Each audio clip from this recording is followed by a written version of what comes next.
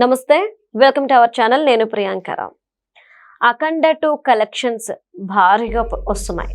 దీనికి ప్రొడ్యూసర్స్ కూడా షాక్ అవుతున్నారంటే, ఎందుకు అంటే ఎక్స్పెక్ట్ చేసిన దానికంటే ఎక్కువ వస్తున్నాయి అని. అయితే ఆడియన్స్ ఎందుకు వస్తున్నారు అనే దానికి రీజన్స్ ఏంటి, ఏ విషయాలు అసలు ఎక్కువ జనాల్ని అట్రాక్ట్ చేశాయి, అసలు నిజంగానే అంటే రిలీజ్ అయ్యి ఇన్ని రోజుల తర్వాత ఇంకా కలెక్షన్ల సునామీ కురిపిస్తుందా అఖండ 2 అనేది తెలుసుకుందాం. మనతో మాట్లాడడానికి senior journalist and analyst Shravan Kumar గారు వీర్లపాటి ఉన్నారు. ఆయనతో మాట్లాడదాం. నమస్కారం సార్. నమస్కారం అండి. సార్, అఖండ 2కి భారీ కలెక్షన్స్ వస్తున్నాయి. వీటిని చూస్తే ప్రొడ్యూసర్స్ కూడా షాక్ అవుతున్నారు అని చెప్పేసి కొన్ని వార్తలు వస్తున్నాయి. ఏంటి, ఇదంతా వాస్తవమేనా? అఖండ 2 December 4th వాయిదా పడడం, ఈ సినిమా పని అయిపోయింది అని కొందరు సంబరాలు చేసుకుని ఎంత పని చేయడం, దీంట్లో రాజకీయ వర్గాల కుట్ర ఉన్నట్టు కూడా కొంచెం మనకు ఆ తర్వాత అర్థమవుతా ఉంటుంది. లేదు కొంచెం ఇంకెవరో ఉన్నారు, ఏదో జరిగింది అని అనడం.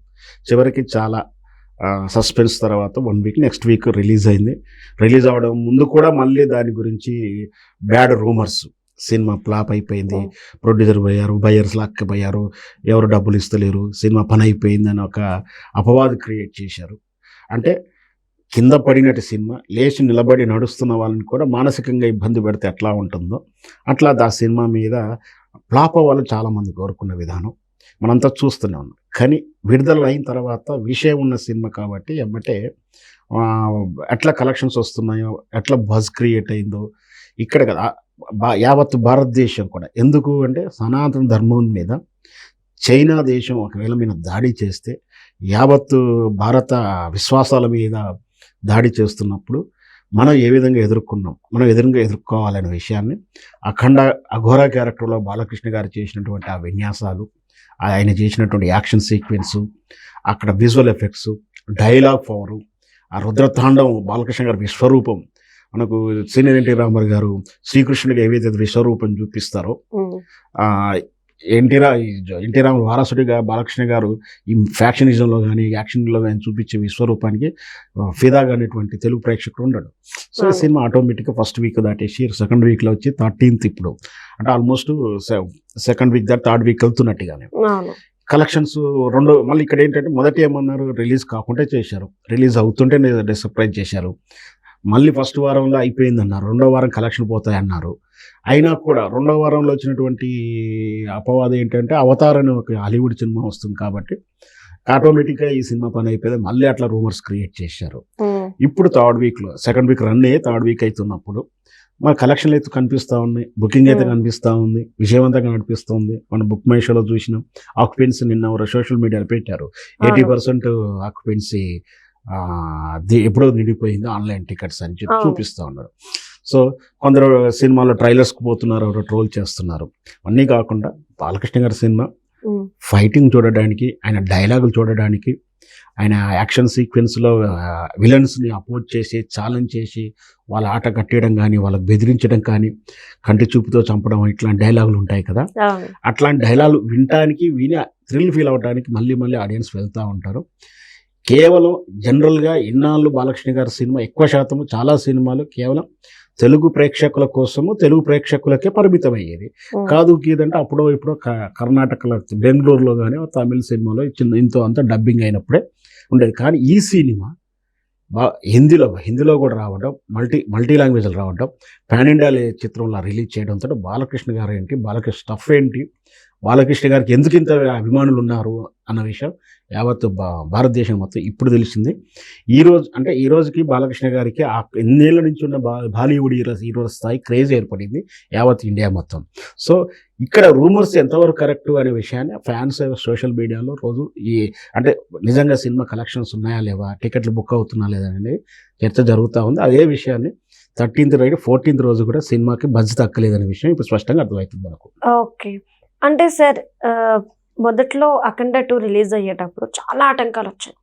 అటు తమిళనాడులో కేసు వేయడం, ఇటు చూస్తే ఎగ్జాక్ట్ ముందు రోజు బెనిఫిషియల్ పడిపోయి నెక్స్ట్ డే మార్నింగ్ 9 o'clock అంటే 9 o'clock వెళ్ళి కేసు వేశారు టికెట్స్ రేట్ల మీద. 10 గంటల వరకు అక్కడ ఆల్మోస్ట్ 2 గంటల షో అనేది ఆగిపోయింది. తర్వాత 11 నుండి కరెక్ట్ కంటిన్యూ అయింది. ఇన్ని అడ్డంకులు వచ్చినాయి సార్, మరి ఎలా అసలు ఏ సినిమాకైనా వచ్చినాయి అసలు? అదే చెప్పబోతాను. ఒక సినిమా డైలాగ్ కూడా ఉంది. సింహం తోటి ఫోటో దిగాలనుకుంటే పర్లేదు, ఆట ఆడుకోవాలనుకున్నారు, సింహం జూలు పట్టుకుని ఆట ఆడారు వాళ్ళు. ఎందుకంటే బాలకృష్ణ గారు అంటే సామాన్య వ్యక్తి ఏం కాదు. నందమూరి లెగసీని 2 తరాల నుంచి 3 తరాల నుంచి వాళ్ళది సినిమా చరిత్ర. వాళ్ళ స్వయాన బావ గారు ముఖ్యమంత్రి, అల్లుడు గారు ఉన్నారు, తను ఎమ్మెల్యే. రాజకీయంగా సినిమా ఇండస్ట్రీలో ఒక 30 ఇయర్స్ అంటారు, 50 ఇయర్స్, రాజకీయాల్లో 30 ఏళ్ళకు పైబడి 30-40 ఏళ్ళు. అంటే బాలకృష్ణ గారు కలవాలి అనుకుంటే తెలియని IAS officer, IPS officer, legal advocates ఎవ్వరు ఆయన తెలవని వాళ్ళు, కానీ ఆయన అడిగితే పని చేయని వాళ్ళు కాదు. ఇక సెటిల్మెంట్ చేసే గ్యాంగ్లు అయినా సరే, ఉదాహరణ చెప్పుకోవడానికి ఇంతమంది ఉన్నా కూడా బాలకృష్ణ గారు ఏ విధంగా జోక్యం చేసుకోవాలి, ఎవరిని వాడుకోవాలి, అదే ఇష్యూ ఏదో చేశారో అది ప్రొడ్యూసర్ సంబంధించిన విషయం కాబట్టి తాను ఇన్ఫ్లుయెన్స్ చేయలేదు. చివరాఖరికి సినిమా ఆగిపోతుంది, చచ్చిపోతే అపవాదం వస్తుంది. పైగా ఒక ప్రొడ్యూసర్ నష్టపోతే, ఒక సినిమా నష్టపోతే, ఇంకొక ప్రొడ్యూసర్ చచ్చిపోతే, ఇండస్ట్రీలో కార్మికులు నష్టపోతారు. ఒక 200-300 కుటుంబాలు బట్టి ఒక సినిమా బయటకు వచ్చిందంటే. ఆల్రెడీ ఇంకొకటి ఏంటంటే, సినిమా ప్రొడక్షన్ అయిపోయిన తర్వాత సినిమా అమ్ముతున్నప్పుడు బయ్యర్స్ ఎంతో అంత ఖర్చు పెట్టి ఉన్నారు, ఆల్రెడీ ఎవరో ఒకరు అడ్వాన్స్ ఇచ్చినారు, వాళ్ళు నష్టపోతారు. అంటే ఎంత ఇంటర్లింక్గా ఉంది. సో అప్పుడు బాలకృష్ణ గారు తన వంతుగా ముందుకు వచ్చి ఇనిషియేటివ్ తీసుకొని తనకు రావాల్సిన బాకీని రద్దు చేసుకోవడంతో పాటు ఇంకా తాను ఇచ్చేసి సమస్యను తొడిపించారు. సినిమాని ప్రేక్షకులకు ముందుకు అభిమానులకు తీసుకెలా చేసి ఇప్పుడు ఆట మొదలు పెట్టారు. మీకు విషయం తెలుసో తెలియదు కానీ ఇది దీని వెనక ఏం జరిగింది అనేది డేటా లాగేస్తున్నారు. ఇప్పుడు వాళ్ళకు చెమటలు పడతా ఉన్నాయి. అసలు ఇదేంది నిజంగా ఇది మనం అర్థం చేసుకోవాల్సింది ఏంటంటే, ఇక్కడ ఇష్యూ 24-28 కోట్ల, 500-300 కోట్ల సినిమా తీసిన వాళ్ళు 28 కోట్లు చెల్లించలేకపోతారా? ఆ కెపాసిటీ ఉంటుందా? సినిమా ప్రొడక్షన్లో మధ్య ప్రాబ్లం వచ్చిందంటే అప్పు పుట్టకపోవచ్చు. సినిమా అమ్ముతున్నాడు, సినిమా రిలీజ్కి వచ్చినప్పుడు బయ్యర్స్ రూపంలోనో వాళ్ళ రూపంలో అడ్వాన్స్ అయితే వస్తున్నా ఆ బాకీని ఇవ్వగలుగుతారుగా, కలెక్షన్లు ఎంతవరకైనా ఇవ్వగలుగుతారుగా. కానీ అక్కడ 28, అది సమస్య. అక్కడ పాయింట్ అది కాదు. ఈ సినిమాను ఏదో ఒకటి చెయ్యాలి అని బలంగా ఆ పాయింట్ని పట్టుకొని బాలకృష్ణ గారి సినిమా ఆపి ఏదో సాధించాలనుకుని ఎవరో కుట్ర బన్నారు.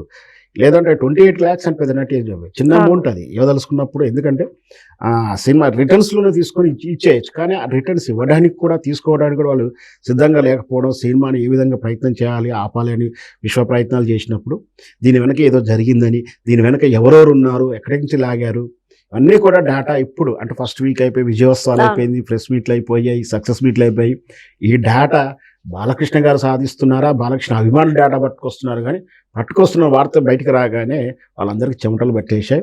మరి వాళ్ళంతా ఉన్నారా, విదేశాల్లో పారిపోయారా అని కూడా ఒక రూమర్ ఉంది. Okay, right. Thank you so much sir. Thank you.